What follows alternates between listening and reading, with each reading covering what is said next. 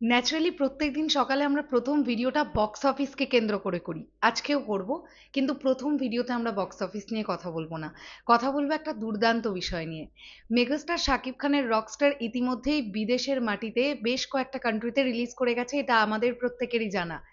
Australia থেকে রকস্টারের review এসেছে এবং একটা বাংলা সিনেমার কম্পেয়ার হচ্ছে সাউথ ইন্ডিয়ান ফিল্মের সঙ্গে। এটা প্রত্যেকজন বাঙালি হিসেবে আমাদের গর্ব করা উচিত, কেননা আমরাই সবসময়ের জন্য বলি সাউথ ইন্ডাস্ট্রি কত এগিয়ে গেছে।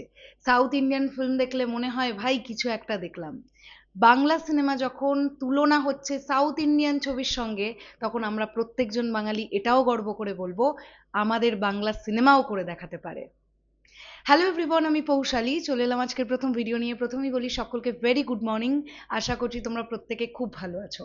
অস্ট্রেলিয়া থেকে রকস্টারের রিভিউ এসেছে, রিভিউটি করেছেন সাব্বির চৌধুরী। তিনি পুরো রিভিউটাই ইংলিশে লিখেছেন, আমরা সেটাকেই বাংলা করে একটুখানি দেখবার চেষ্টা করছি এক্স্যাক্টলি তিনি কি বলছেন। সাউথ ইন্ডিয়ান ফিল্ম সালারের কালার গ্রেডিং এর সঙ্গে তুলনা হয়েছে রকস্টারের। অ্যাকচুয়ালিতেই তাই, যে সকল অডিয়েন্স রকস্টার দেখেছেন তারা প্রত্যেকে বলছেন যে রকস্টার টেকনিক্যালি প্রচন্ড সুন্দর একটি সিনেমা। তো দেখি সাব্বির চৌধুরী কি লিখছেন। সালারের মতো কালার গ্রেডিং আর অসাধারণ ভিজুয়াল, রকস্টার দেখে এ কি বললেন সাব্বির চৌধুরী। সিনেমা মহলে রকস্টার নিয়ে আলোচনা যেন থামছেই না।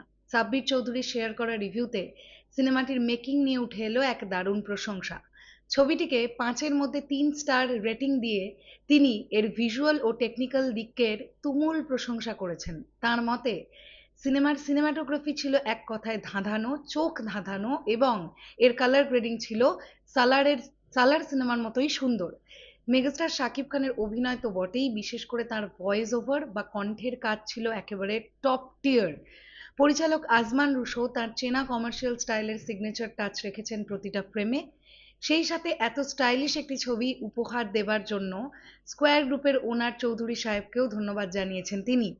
শাকিব খানের দুর্দান্ত ভয়েস টোন আর আন্তর্জাতিক মানের এই ভিজুয়াল ট্রিট আপনার কেমন লেগেছে কমেন্ট বক্সে ঝটপট করে জানিয়ে দিন।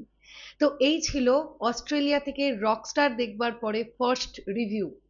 ডেফিনেটলি আমরা এক্সপেক্ট করছি যে বিদেশে রকস্টার রিলিজ করেছে, একটা ঠিকঠাক বক্স অফিস বিদেশের মাটি থেকেও রকস্টারের ক্ষেত্রে আসবে।